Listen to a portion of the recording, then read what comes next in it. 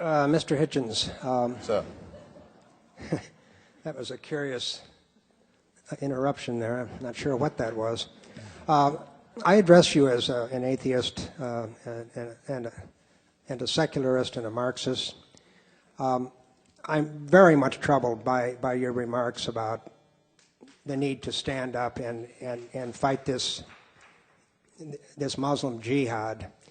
I have no time for oppressive religion of any stripe, but I think you are well aware of the long history of crimes committed by the British government in Iraq, the United States government in Vietnam, and today in Iraq and Afghanistan. And I'm wondering how you can possibly say that it is Western civilization, the civilization of the colonizers and the oppressors, who do it all, of course, in the name of liberation and democracy, how this is not the fundamental problem, rather than what you call the jihad of what I consider to be the response to the crimes of U.S.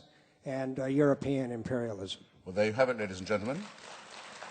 There you have it. You see how far the termites have spread and how long and well they've dined. When someone can get up and say that in a meeting of unbelievers, that the problem is Western civilization, not the Islamic threat to it, that's how far the termites have got.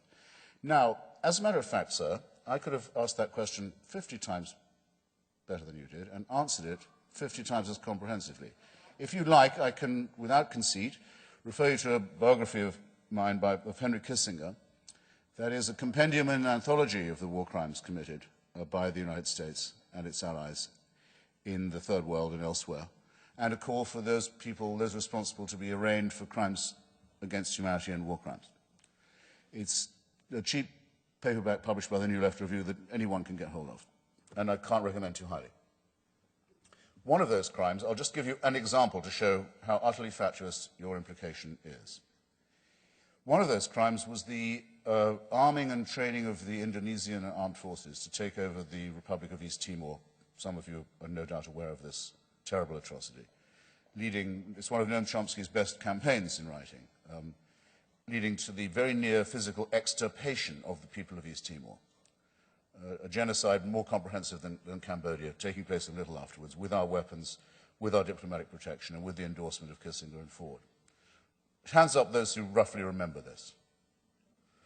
Okay, not as good as I'd have liked, but still, and sad, but bear it in mind and look it up. Now, what are some of the items of the Al-Qaeda bin Laden manifesto? Well, oddly enough, and this was to my surprise, I thought it would be lower down. Item 3 in the charge against the West is that it reversed course on East Timor, tried to undo the genocide, brought East Timor to a referendum on independence, sent Jose Vieira de Mello, one of the greatest, Sergio Vieira de Mello, one of the greatest UN civil servants, to East Timor to supervise the transition to independence and the election, and made East Timor the newest member of the UN. Bin Laden says, "For this we will never forgive the Christian crusaders and their imperialist friends. They took away a republic from a Muslim land, Indonesia." Most of the people of East Timor, by the way, are Christian and speak Portuguese.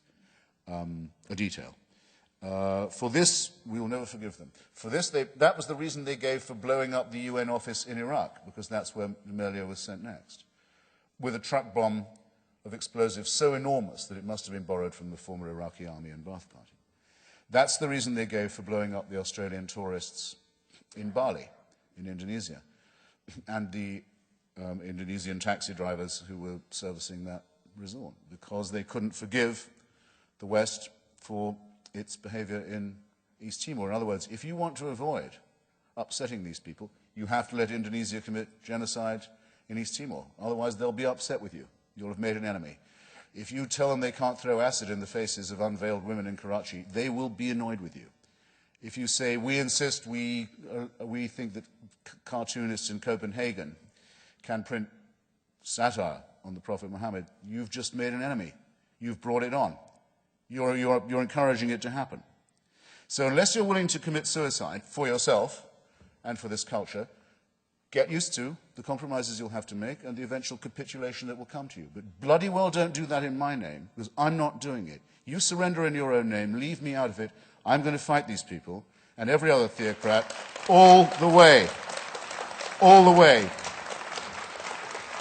For free expression, for women's rights, for self-determination of small peoples, for the right of Iraqis to federate and have their own show, for the right of the Lebanese not to be bullied by Hezbollah and to have a multicultural democracy. Yes, I'll fight for this, and I think that the 82nd Airborne is brave to be fighting for it too. And I think you should be ashamed sneering at people who guard you while you sleep. Thanks.